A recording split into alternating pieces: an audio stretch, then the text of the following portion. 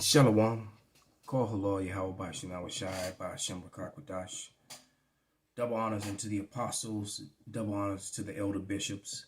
Salutations to all my fellow laborers doing this work in truth and sincerity, risking their lives and their freedom to do so now more so than ever. To the scattered elect that are scattered around the four corners of the earth, that be like unto the speckled bird, the Israelite foreigners who look like the heathen nations. And to the Aquath that are listening and learning, to you I say Shalom. This is your brother Malcolm from the branch of the Great Millstone here in Chicago. And this lesson is inspired by a heartfelt conversation. A brother in arms in the truth, just pouring out his heart. He was so hurt clearly over something that was involved with his woman. And you just have to come to the understanding, man, including these women who say they're in the truth. All right. Just like I always say that everybody's a Christian until the scriptures come out. All right. The women of today, our women, for the most part, I'd probably say like 99% of them, even when they know and understand the truth, they're still not going to allow their husband to be another husband. And Elder Apostle Tahar has a saying, and that saying is, if your woman was in the truth, then then she wouldn't have a problem with you bringing home another woman, or she would even bring one home for you, especially in the time of her uncleanliness and all that whole sort of thing. But these women are not going to do that. The women have been given so much power over the man here in America, which is a part of the curses. And then most of these women, by the time we get through them, well, they kind of like these two that I'm about to play. I'm not going to show them, but I'm just going to play this video. And the brother, the beloved brother, Gabar Yahweh out in Hawaii, played this clip, and he did a video on it. And I'm telling you, Micah 7:10, which I will read, is coming for women like this. And unfortunately, these are the women that we actually have to choose from. All right. And well, without any further ado, let me just play it. It's only a few seconds long, but it's pretty disgusting. So you just got to really listen close. Especially, and basically, I'm going to just give you, since you won't see it, you'll hear it. The two Judite women. And they're actually, kind of attractive. One, light brown, and they're both kind of light brown, but one's lighter than the other. One kind of caramel. But someone's interviewing them and asking them sexual questions about their sexual activities, and it's pretty disgusting to think that one of these, that these women will actually eventually become mothers, and who would want their child to come through a vessel like this? Then you wonder why these kids are so messed up, because they got all these spirits on them. But let's let this play. Okay, who the biggest hoe? Who gave the most head? Now let me pause it right there. They're pointing back and forth at each other. All right. So and pointing at themselves. So when she said who's the biggest hoe, she pointed at herself and her friend pointed at her. All right. Then she said who gave the most head. Then, well, now you kind of get what's going on. They're pointing back and forth at each other. All right.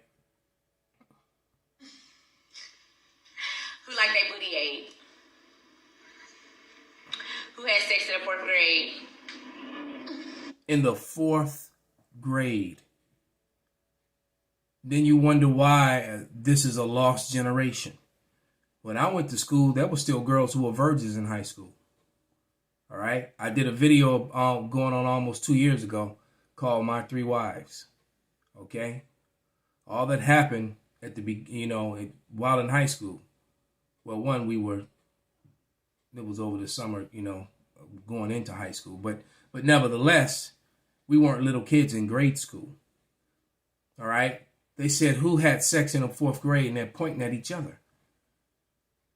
That's a father and mother. I would be appalled.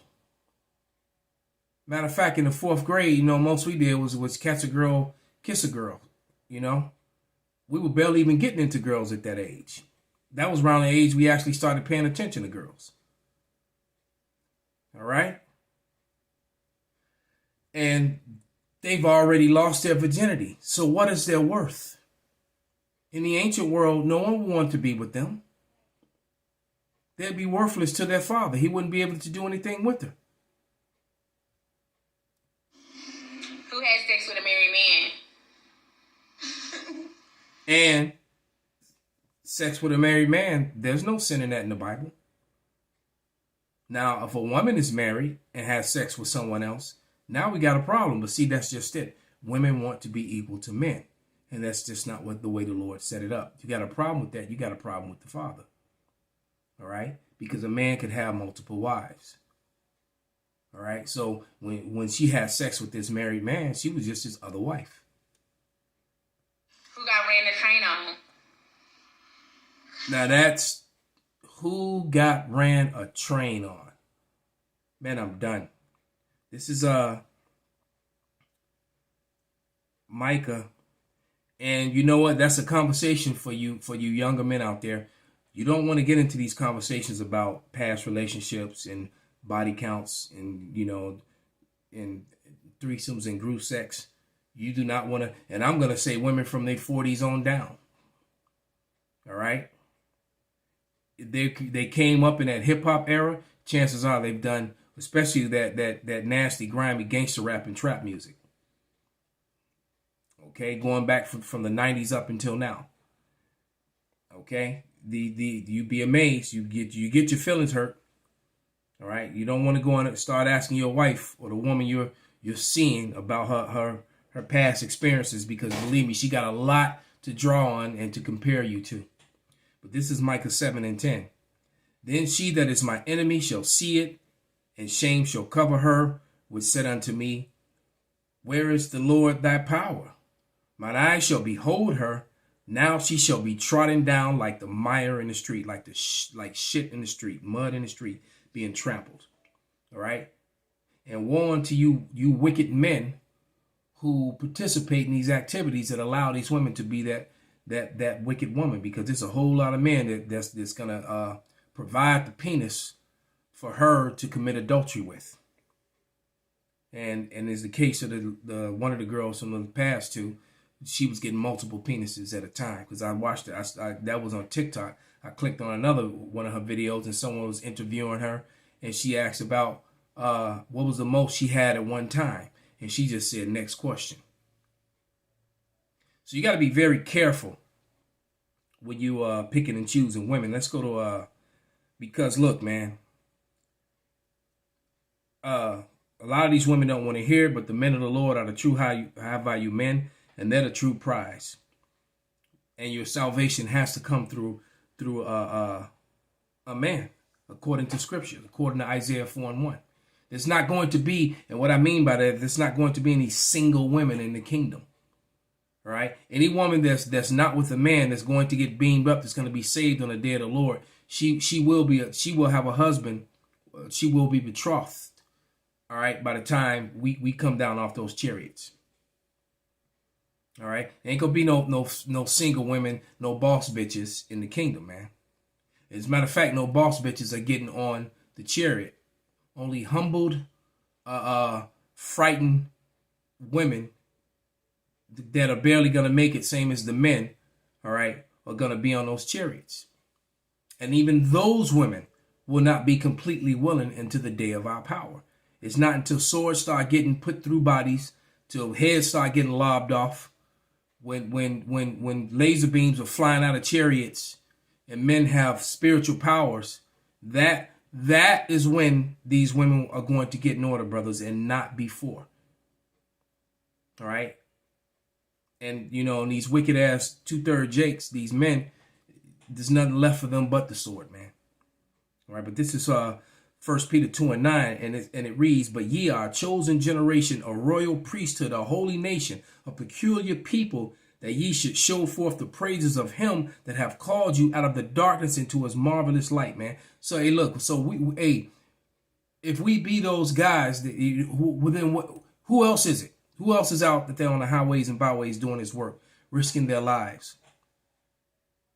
All right, for all these, for the elders, for the top elders, for the apostles and the elders, man. We're talking about 3+ decades, man.